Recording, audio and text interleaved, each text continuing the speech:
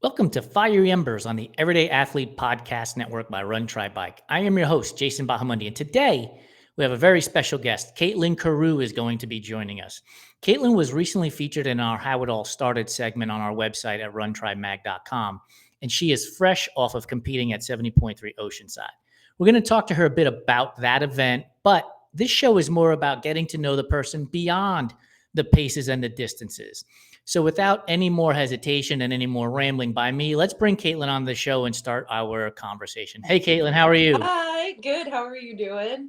Fantastic. First off, let me say thank you for submitting your How It All Started feature to us. It was great to get to know a little bit more about you and the obstacles that you have faced on your path to trying to get to the Ironman World Championships.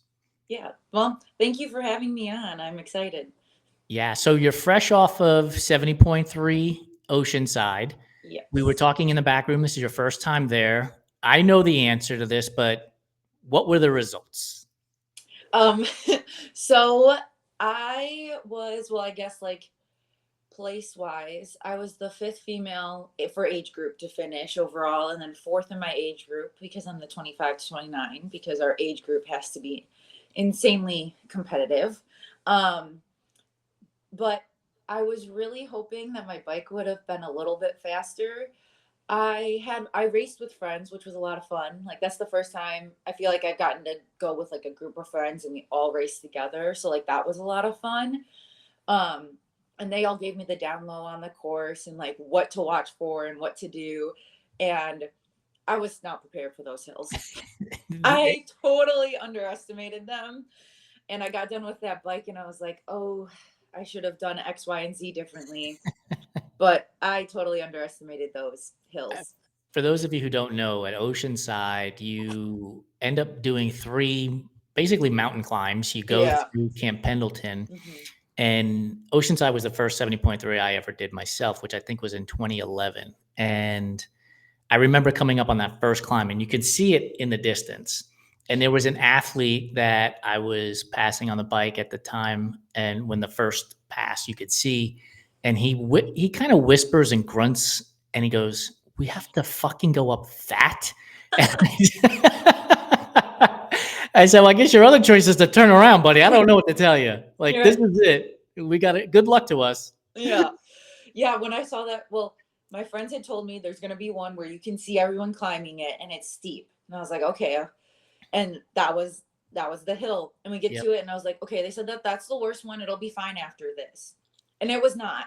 It was There was not. still more. And I was like, oh, this doesn't stop here. I was hoping this would stop. And No, like you see no. people slalom up, Yeah. skiing up, right? Just going Yeah. left to right, just trying to maintain momentum. And this is not to Right. scare you people. Do the race. It's a It's a blast. fun course. Yes, it's a blast. It's a great crowd.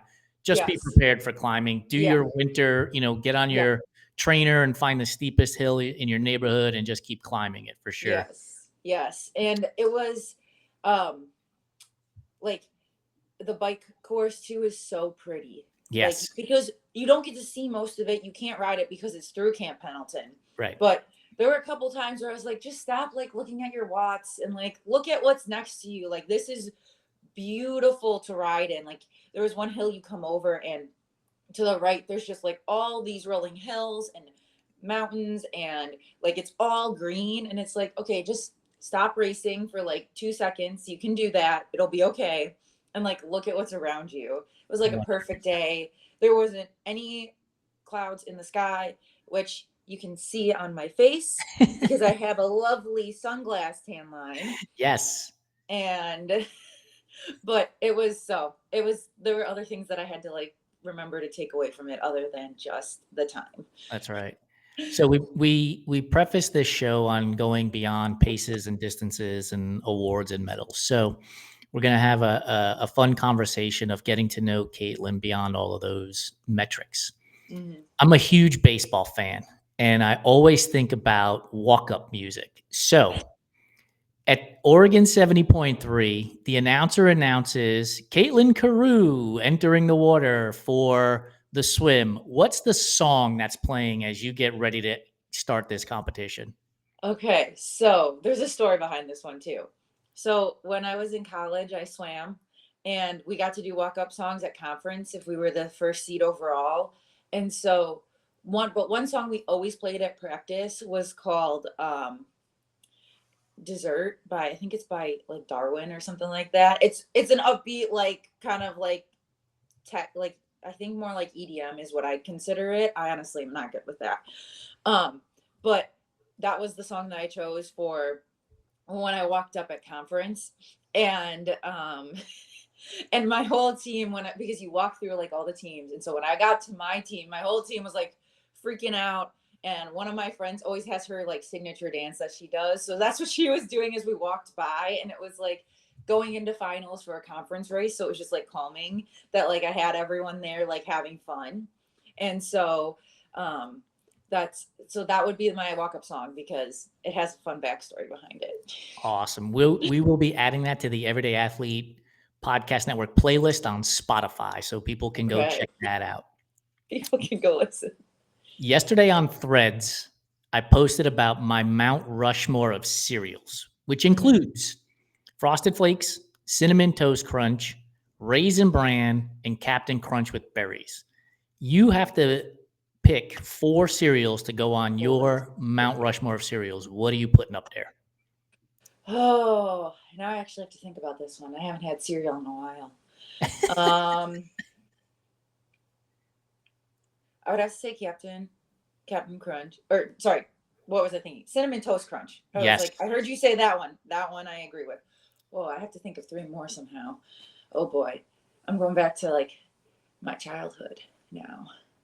My mom was very particular. I love this was a good thing at the time when I was a kid. She wouldn't let me, but my mom was very particular about like what different cereals we could eat because of the sugar content. So like I really didn't have that many cereals. Like Cinnamon Toast Crunch was like our treat because that was the only one we were allowed to have. So that's it. Mount Rushmore has 1. That's it. That's it. That's it. You don't have to worry about it anymore. You're breaking the rules on our food games, but that's okay.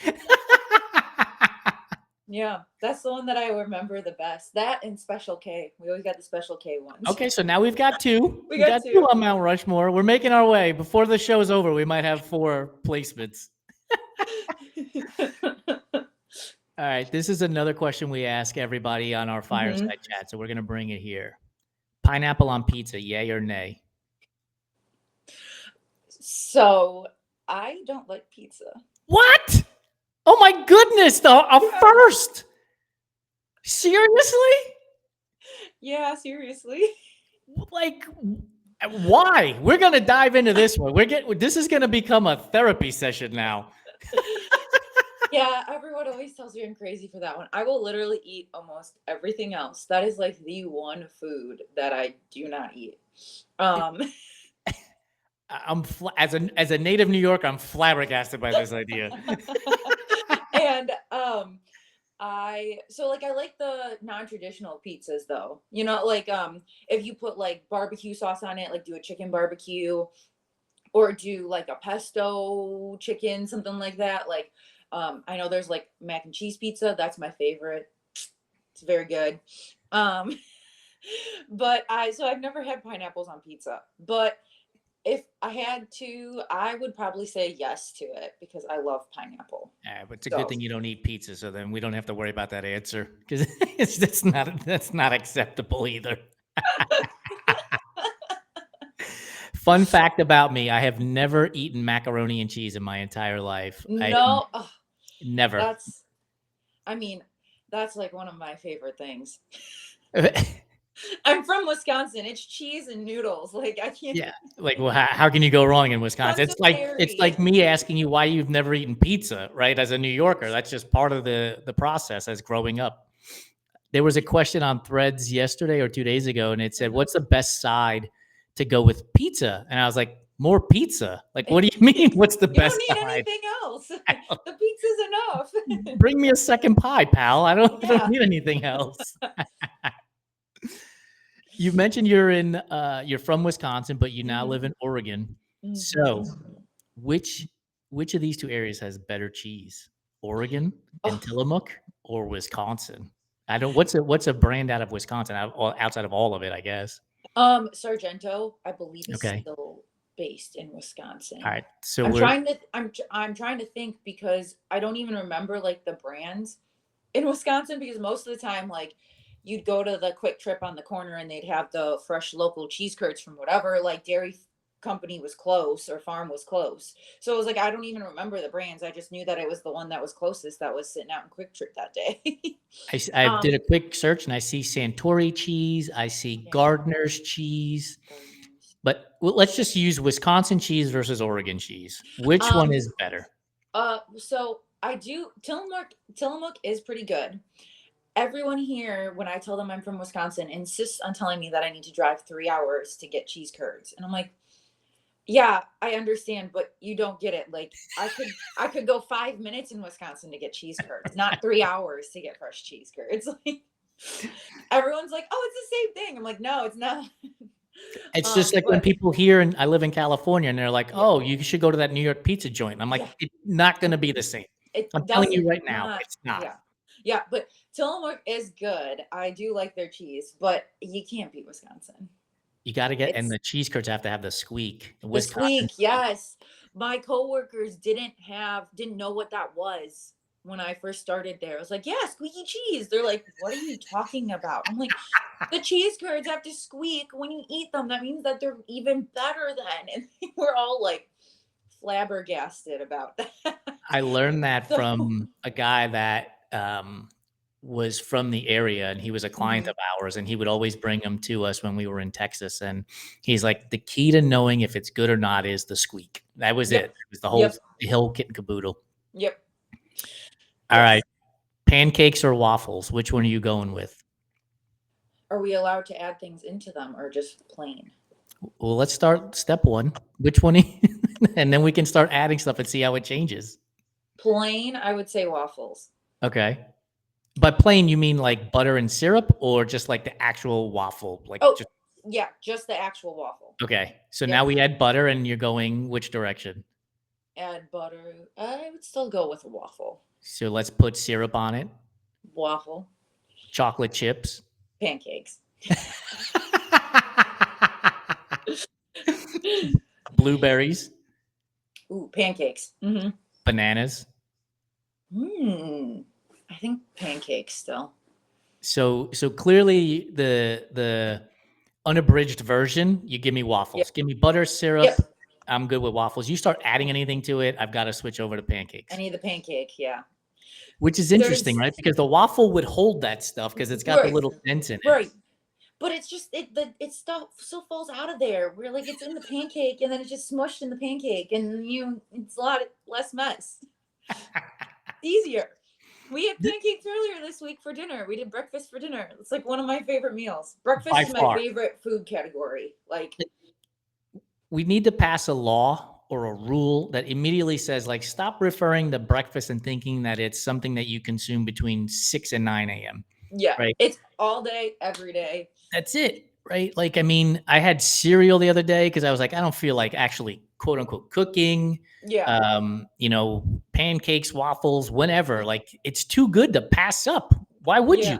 yeah. So that race that I'm doing in a couple of weeks is that 5K. Yeah. They have a flap Jill and a flapjack because Krusty's is the sponsor for it. Okay. And so if you beat flap Jill or flapjack, like based on your gender, you get free pancakes for a year. Nice. How hard are you training So for this? To hell with recovery from Oceanside. well, last year I beat her, so I got to do it again. There you go. But got a free year of pancakes. That's why we're eating them now. It's a full year of You get a pancakes? full year of pancakes. Yeah. They Oh give my you like goodness. they give you like, coupons for whatever the average or the normal amount of pancake mix would be. So Yes. we got like a handful of crusty coupons that you can use at the store Oh, that is and get so like worth it. boxes of pancake mix. Yeah. What'd you do the 5K in? Last year it was a 1858. Woo. But like the guy finished in like 17 something. So they have to wear pancake costumes while they run too, right? And the guy finished in like 17 something and the girl finished in 19 something. And I was like, that's still pretty impressive with a That pancake is costume on. that is really impressive. So, That is beyond impressive. I mean, it is Eugene, Oregon. A lot of runners are here, Yeah. so they can pull from some pretty fast people and entice them to run in the pancake costume. Zero doubt about that. All right. So you have raced or plan on racing Ironman in 4 different areas: Maryland, Arizona, Wisconsin, and California. Mm-hmm. So we're going to make choices based on the foods that represent those areas and see which Okay. one which one you're most interested in racing. So for Maryland, we have crabs. Okay. Arizona, we have like a Southwest Mexican dish, burrito type thing. Okay. Wisconsin, we're going to go with ice cream. Mm-hmm. And in California, I know it's in Northern California, so let's go with a charcuterie board. Some cheese and some salami and a glass of from a wine tasting. Which is the Ironman event that you're least interested in doing based on your food at the end of the race, based on those choices? Oh, crabs. The Okay, so Maryland one. Maryland is out. What's the That next does- one? There's no way that sounds good after we get done. Oh God. No soft shell crab sandwiches for you at that point. Maybe like an hour or two later, but the next day I'd probably be more than happy with it. What else? Well, who goes next? Who's out next? Okay, it was the Southwest ice cream or the charcuterie board. Probably Arizona would have to be out next. Arizona's out next. So we're down to ice cream or a charcuterie board, which includes cheese, obviously. So we know we. See, so like here's my dilemma now, because ice cream is, you can't ever say no to ice cream. It's gonna taste really good after 140 miles of work. Yeah. But a charcuterie board's like lighter, so like I might be able to tolerate that better. Like I might look at the ice cream and just be like, oh no. Just can't stomach it. Too much. Yeah. Like I feel like when I got done with Ironman California, I literally sat with like the plate of food. It was really cool. They did food trucks and you got a free meal token and you could go get it from whatever truck you wanted. And my family went and got me a meal and came back.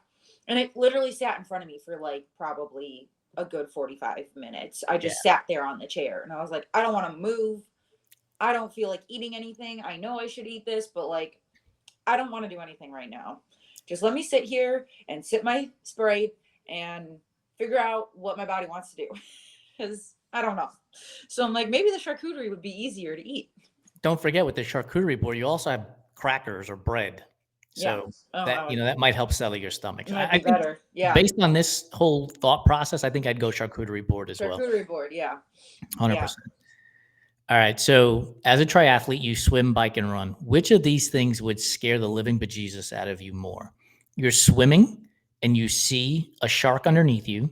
You're on your bike and there is a mountain lion on the road, or you're on the run and there's a bear that you see out of the corner of your eye. Which of those 3 things would scare you the most? I don't know. All of them? Is that yeah, but we have hard choices here. We have to make hard decisions on the Fiery Embers show. I feel like I would have to say, I feel like biking with a mountain lion would freak me out the most, because like biking is my weakest link. Like swimming and running I'm a little bit stronger at, so I could probably like maneuver my way through those situations, but like biking is just not my strong suit, and so I'd be so afraid that that's the time that I just can't go fast enough. I would 100% be freaked out by a mountain. I'd be freaked out by all of them. I'd be freaked out by all of them. Yeah. But I feel like a mountain lion would be like shark and bear. I feel like we as humans have seen more in general. So it's not as freaky, where like a mountain lion is just not seen as much. So it's like when you come in contact with one, it's like, oh God, this doesn't happen very often and I have no idea what to do. I'm gonna panic now. Oh, I love it. I love it. All right. Are you a TV watcher? Do you watch a lot of any TV? Yes. Yeah. What's your guilty pleasure? Oh, okay. So, I love medical shows because I work at a hospital as a Oh, okay. physical therapist. So I feel like I gravitate towards that because I like know what they're talking about and like Yep. chuckle sometimes at like what they make it seem like the hospital's like, but like it's not even close to that. Yeah. Um, but then the other show I like to watch like Love is Blind as Okay. a guilty pleasure too, of like just really completely out of like completely different than everything else that I'm Yeah. doing. So have you watched The Pit on Max? No, but I've heard it's really good and I It's need to start it. phenomenal. So last week I put together the stages of my racing Hmm. mindset based on TV shows, and it happened to be medical shows. Yeah. So at the outset, it was Scrubs. We're all having Oh, fun. We're loves. laughing. It's fantastic. Hmm. Then it becomes Grey's Anatomy, where it's slightly more serious, but it's not 100% serious. And then it ends at Pitt, where everything is breaking down. You have no clue if you're going to make it to the finish Yeah. line. You're just Yeah. hoping to get there eventually. Oh, that sounds pretty accurate. So if you had to pick TV shows, and you can't use medical shows now, how would you describe your racing in, let's say, 3 TV shows?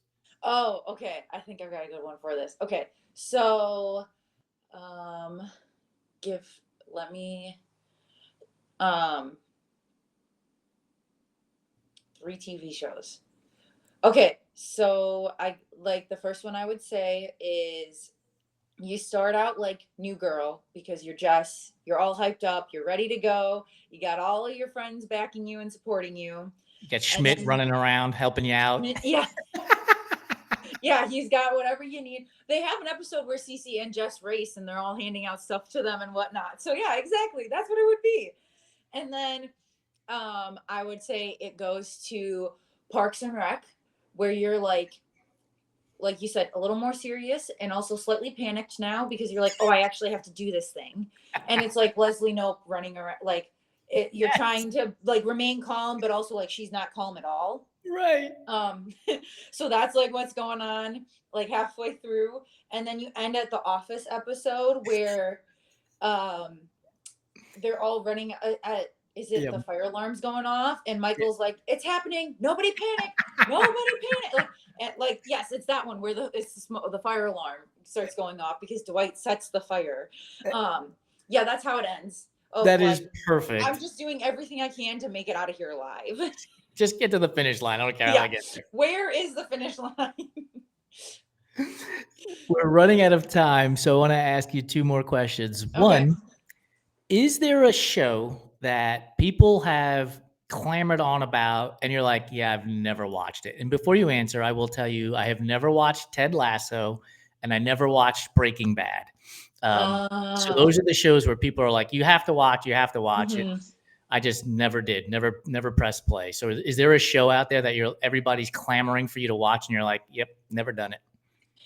I um I have watched those 2 shows, and I do love both of them. But it did take a while to watch Breaking Bad. Like, I did get that for a while, and then I finally was like, "Oh, okay, fine, I'll commit the time to it." But it took a while to get there. Another show that everyone it's, like, currently airing, though, is Severance on Apple TV. Everyone says it's so good, and they keep talking about it at work, and I keep seeing reels about it, and I don't understand any of it. And that's one that I want to watch, and I always end up going back to like something that I know that's funny. I And I'm like, tuned into why the would I Yeah, put I the put effort the in for very nothing? first episode on, and I was like, "I don't get this, and I'm not interested in it," and I just never went back. 0 interest. Yeah. Like we're big fans of Real Housewives of Beverly Hills. Like, I Mhm. can dial into that and sit back and let my brain not have to process anything, whereas when I watched that first episode of Severance, I was like, "This is too much thinking already." Yeah. Like, I'm Yeah. out. There's we've Me and my husband will like grade shows and we'll figure out like, okay, ones that we watch during dinner are the ones that we have to pay attention to. Like we watched Yellowstone and we watched a couple more like serious shows when we're eating because then we'll pay attention to it. Where if we're like laying in bed, we're like, we want something funny that we know that like if you're not 100% watching it, you're not missing anything. Right. So we'll watch The Office or Parks and Rec or something like that. But every once in a while when you're sitting down, you're just kind of like, I want to watch something funny. And I I want to turn love it. those on. I don't want to pay attention to anything. I love it. That's fantastic. So before I let you go, is there a Mhm. mantra that you have that you use to get through your training and racing? Oh, I feel like there's too many. It like they all have the same, like overarching theme, but like I feel like every once in a while like I'll just pull and pick from different ones to use. What was one that you used in Um the last mile at Oceanside? oh, where's the finish line? Yes. It's too hot out here. Yes, I love it. um I mean it's probably like the most one of the most common ones or and most cheesy ones. Probably like my top two are just the basic never give up, and then another one is a quote from Steve Prefontaine about if you give anything less than your best, it's sacrifice to the gift.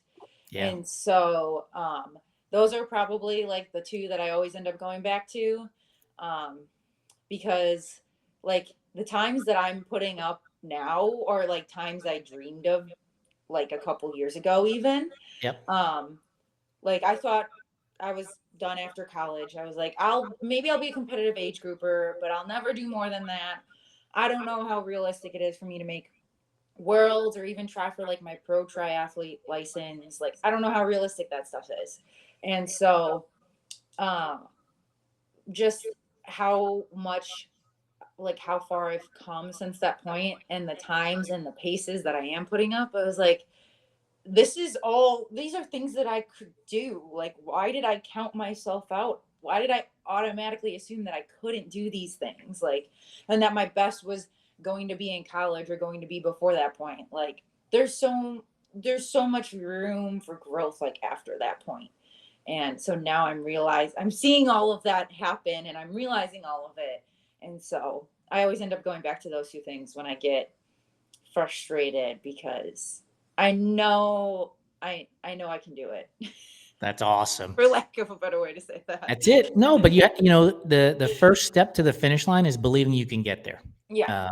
If you're constantly doubting yourself, it's going to make it even harder to get to that finish Mhm. line. So, Caitlin, thank you so much for joining us. We really Thank appreciate you. your time. Yeah, this was a lot of fun. I love this. Awesome. For those of you who joined us on our live show, or if you're listening to this delayed after we've produced this on the Everyday Athlete Podcast Network, thank you for listening. Please be sure to subscribe, rate, review, and if you're using Spotify, comment now on this episode so that we can continue to bring great guests like Kaitlin Carew to our shows, whether that's this one at Fiery Embers or Fireside Chat, Running Tales, Beyond the Finish Line, et cetera, et cetera, et cetera. We really appreciate you being a part of our community. Thank you very much and have a great rest of your day.